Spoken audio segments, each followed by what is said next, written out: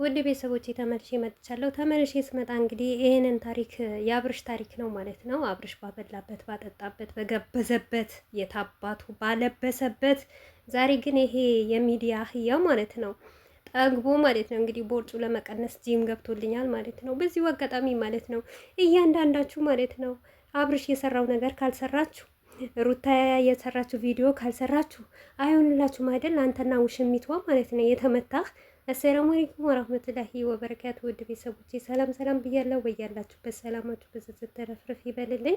ይህንን ቪዲዮ ከወደዳችሁ ላይክ፣ ሼር፣ ሰብስክራይብ እያደረጋችሁ ቤተሰብ ሁኑ ለምታበረታቱኝ ከልብ አመሰግናለሁ። እና ውድ ቤተሰቦቼ ምን አለ መሰላችሁ አብርሽ ቢባል ቢመከር አልሰማም ብለዋል ማለት ነው። እና አሁን ደግሞ አቤላ ከአብርሽ ፉክክር እያደረገ ነው ማለት ነው። ትላንትና ከሩታ ጋር ነበረ ፉክክር። ሩታ ለአብርሽ እንደማትገባውና ጥሩ ሚስት እንዳልሆነችና መልካም ሚስት እንዳልሆነች ሲመሰክር ነበረ። ዛሬ ደግሞ መቼ ለታ ነው? ከትላንትና ወዳ ነው እንደዛ አብርሽ ጂም እየሰራ ትንሽ ያጨር ያለች ቪዲዮ ለቆ ነበር ማለት ነው። ዛሬ ደግሞ ይሄ ለተራው ማለት አብርሽን ያረገው ነገር እንኳን አይቀረውም። ዛሬ ደግሞ ኢንስታግራም ላይ ቦስተዋል ማለት ነው። በነገራችን ላይ ማለት ነው የስድብ ማት ነው ወረድኩበት። ግን በቃ ታውቃላችሁ አንዳንዴ እዚህ ጋር የመለሰልኝ ነገር ማምጣት ጥሩ አይደለም። እንደነሱ አይሁን። እንደነሱማ ቢሆን እውነት አብርሽ ላይ ምን አይነት ግፍ እንደሚሰሩና ባበላበት ባጠጣበት ማለት ነው ምን ያክል እንደሚንቁት ብናሳያቸው አብርሽ ያው ቢባል አይገባው። እውነቴ ነው የምላችሁ። ምክንያቱም አቤላና ሄርሜላ በህይወትህን አስወጣ፣ ትዳርህን እየበተኑብህ ነው። ለራስህ ኑር፣ ለሰው አትኑር እያነው ራሱ አይሰማንም። በንቀት ነው የሚያልፈው ማለት ነው። እዚህ ጋር አብርሽ ለምሳሌ አልረዳውም እንዳይል ህዝቡ ረድተዋል፣ ህዝቡ ዩቱብን ከፍተዋል። አብርሽና ሩታ ቡታጀራን አጠቃላይ ሰው ያረጉት ሁለቱ ናቸው። ምክንያቱም ሁለቱ ተራራቸው ዝቅ እያረጉ ቤታቸው ዝቅ እያረጉ ራሳቸው ዝቅ እያረጉ አሁን ደግሞ ሉል ተጨመረ ማለት ነው። አሁን በተራው በዚሁ አቅሙ ራሱ ሉል እየተዘቀዘቀ እየተሰደበ ያለ ፍላጎት የመጣህ ልጅ እየተባለ ማለት ነው። ልጃቸውን እያዘቀዘቁ ለሰው ይሄንን ደረጃ አድርገዋል። ይሄንን ውለታ ክፍለዋል። ይሄንን መልካም ነገር ሰርተዋል ማለት ነው። እንደውም አብርሽና ሩታ መልካም ነገር አልሰሩም ብሎ እንኳን ህዝቡ እንዳይጮህባቸው፣ ህዝብ እንዳይናገራቸው ማለት ነው። በጣም ብዙ መልካም ነገር ሰርተዋል ማለት ነው። እኛ ራሱ እውነት ለመናገር በአብርሽና በሩታ ነው የፈመስ ነው። እና በዚሁ አጋጣሚ ማለት ነው እያንዳንዱ ዩቱብ ላይ የሚቀበለው ብር በአብርሽና በሩታ የሚፈምስ በተለይ አሁን እዩ ማንኛውም ዩቱበር እንደ አብርሽና እንደ ሩታ አይፈተፈትባቸውም ማለት ነው። ግን እኔ የሚገርመኝ እስከ መቼ ነው ይሄንን ነገር የሚሆነው? ይሄንን ከፍ ዝቅ እያሉ እስከ መቼ ነው የሚኖሩት? በዛ ላይ ደግሞ አብርሽ ለራስህ የሚበጅህ ለራስህ የሆነ ነገር ጥሩ ነገር ያዝ እንኳን ሲባል አይሰማም። አንዳንዴ አብርሽን የሚመክረውን ሰው ማለት ነው እውነቴ ነው የምላችሁ ጠላት አድርጎ ነው የሚያየው። በቃ ለሱ የሚሰድበውና የሚቀጠቅጠው ሂድ፣ በርታ፣ ጠንክር፣ መጥፎ ነገር ስራ፣ ዝሙትን አስተላለፍ፣ ከሴት ጋር ተላላጥ የሚብለው ሰው በጣም ለሱ መልካም የሰራ ሰው ነው። ግን እኛስ እየተሳደብን እየተናገርን ሩታ ትሻለሃለች፣ ለቤትህ ኑር፣ አባትህን እንዳታስንቅ፣ ኦዲየንሶችህን አክብር፣ በተለይ ደግሞ ለአንተ ብዙ ዋጋ የከፈሉ እህቶችህ አሉ ሲባል እውነቴ ነው የምላችሁ ስልክ ራሱ የማይመስልስበት ጊዜ አለ። ይሄን አልዋሽምን ነው ማለት ነው። እና ለምንድን ነው ይሄንን ነገር ያልኳችሁ ውድ ቤተሰቦቼ? በአቤላ አይቼ ማለት ነው። አቤላ ትላንትና ምን ይመስል ነበር? ማን ነበረ? ግን ሩታ ያን ሁሉ ስትሆን አብርሽ ያን እንደዛ ሲሆን አሳድገውት ዛሬ ስለ አብርሽ ሲጠየቅ እንኳን አብርሽና ሩታ እኮ ነው ሰው ያረጉህ፣ አንተ እረፍ፣ እንደዚህ ነገር አታርግ። እና በመጀመሪያ ደረጃ ሩታን ከቤት አንተ ነህ ያስወጣሃት፣ አሁን ነገሩን አስተካክል እንኳን ብለን ስንጠይቀው ከምሬ ነው የምላችሁ የሚመልስ መልስ ማለት ነው የሚናገረው ንግግር ማለት ነው። እና አብርሽ አይደለም እንደውም ምን አለ? አዎ አብርሽ አይደለም እኔ ሰው ያረገኝ ሰው ሩታም አብርሽም አይደሉም ሰው ያረጉኝ እኔ እና ካጂ ናቸው ማለት ነው። ምክንያቱም አብርሽ በየጊዜው በሚከታተላቸው ጊዜ እናንተ በነፃ እንዳይመስላችሁ አብርሽ ለእያንዳንዱ ነገር ለሚደረገው ነገር እየከፈለ ነው። አሁን ከውሽሚት ጋር ኮንትራት ላይ ናቸው።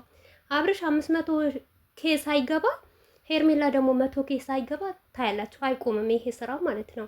ምክንያቱም ይሄንን ነገር እየተባለ በሩታ ላይ እየተተወነ ሩታን ዝቅ እየተባለች ማለት ነው። ሩታን እየተሰደበች ማለት ነው። ይሄንን ነገር ለምን ይሆናል? አንዳንዴ አብርሽ ብቻ ኦዲየንስ ብሎታል፣ ይሄንን ነገር አርግ ብሎኛል ብሎ አሚን ብሎ ተቀብሎ ሁሉም ወዳጅ ይመስል ማለት ነው። እዚህ ጋር አብርሽ ጋር ደውላችሁ እንዲህ ነገር አድርግ የምትሉት እውነቴ ነው የምላችሁ ጀዝባ ናችሁ። ጀዝባ እንደውም ጀዝባ ይሻላል። አንዴ ጀዝባማ አይረባም። ይሄ እኮ ሰው አይደለም ተብሎ ይነቃል። እናንተ ግን የሰው ርካሽ ናችሁ ማለት ነው። ምክንያቱም እራሱ እንዲመራ አታረጉትም። ጠንካራ ሆኖ ራሱ ሰርቶ ራሱ እንዲለወጥ ለፍቶ አንድች ብጭልቆ እንዴት ተደክማ እንደምትመጣ በምን አይነት ዋጋ እንደምትገዛ እንደዛ ሊያረግ ደግሞ አሰጡትም። ዞራችሁ አልፋችሁ ያረጋችሁት ነገር አውጥታችሁ ሚዲያ ላይ ትናገራላችሁ። ጀስት እንደ አቤላ ማለት ነው። አቤላ ራሱ ብለዋል፣ እኔም እኮ የምሰደበው የራሴን እናቴን አባቴን የሚዘቀዘቁት የሚሰደቡት እኔም ለሱ ስለምተውልለት ነው፣ ስለምሰራለት ነው፣ በነፃ አይደለም። እሱም ሰው ቢያደርገኝ እኔም ሰርቼለት ነው፣ እኔም አገልግዬው ነው። አያችሁ፣ የሰው ልጅ ካጂ ነው። ግን አብርሽ የስራችሁን ይስጣችሁ እናንተ አንዳንድ ኦዲየንስ አላችሁ፣ ወደ ሳትወዱ ወደን ትላላችሁ።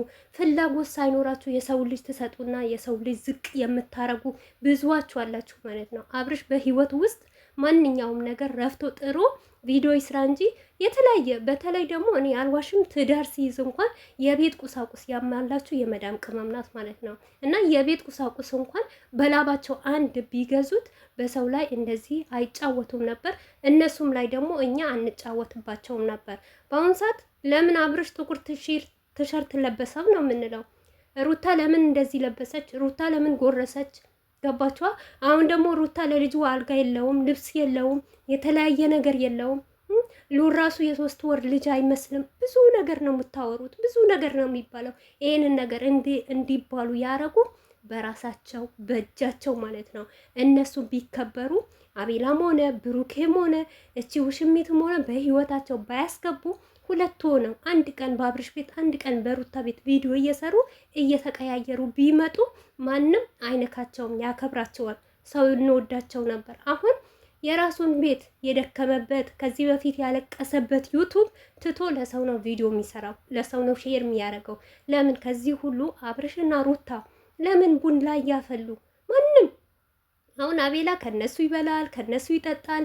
ነገር ግን በውስጥ ስታወሩ ደውላችሁ ስትናገሩት ስለ እነሱ የሚያወራው ሌላ ነው፣ የሚናገረው ሌላ ነው። ታማኝ ሆኖ ነው ቪዲዮ የሚሰራው። አብርሽ ግን በቃ አቤላ ታማኝ ነው፣ ምንም አይነት ሚስጥር አያወጣብኝም፣ ምንም ነገር አይናገርም በማለት ነው፣ በማመን ነው እሱን የሚተውኑት ማለት ነው። እና ያስ አንድ ሰው ያበላችሁትንም ሰው መልሶ እንደሚጎርሳችሁ እኔ በአብርሽና በሩታ ህይወት ተምሬያለሁ ማለት ነው። ግን በዚሁ አጋጣሚ አንዳንድ ኦዲየንስ አላችሁ፣ የስራችሁን ይስጣችሁ ማለት ነው። እኔስ ለእናት አባታችሁ አትልኩም፣ ለራሳችሁ አትገዙም። እኔ ለብር ካላችሁ ለምንድን ነው ሀገራችሁ ማትገቡት? ሀገራችሁ ገብታችሁ ተለውጣችሁ እንደ ሰው እንደ ማንኛውም ተዝናንታችሁ አብርሽና ሩታ የሚኖሩትን ኑሮ ኖራችሁ እንደዛ አያምራችሁ? እስከ መቼ ድረስ ገረድ እየሆናችሁ ለዩቱብ ብር እየሰጣችሁ አብርሽ እንደዚህ አርግ እንዲያርግ እንዲያርግ? እስከ መቼ ነው እናንተ የምትመሩት? እስከ መቼ ድረስ ነው በእናንተ የሚተዳደረው? እስከ መቼ ብር እየላካችሁ ነው የምትገዙት? አንድ ሰው እኮ በራሱ ሲተዳደር በራሱ ጥረት ሲያመጣ አንድ ነገር ደስ ይለዋልም፣ ለዛኛውም ነገር ይሳሳላታል። እሱ ግን እናንተ ላረጋችሁለት ነገር ምንም ነገር መስሎ አይታየም። ዞር ብሎ እንኳን አይተም። ምክንያቱም አልደከመበትም፣ አልለፋበትም። ጀስት እንደ አቤላ ማለት ነው። ምክንያቱም አቤላ ይሰደባል፣ ይቀጠቀጣል። ምንም ችግር አለብኝም፣ ብሬ ይቀበላለሁ ብሬ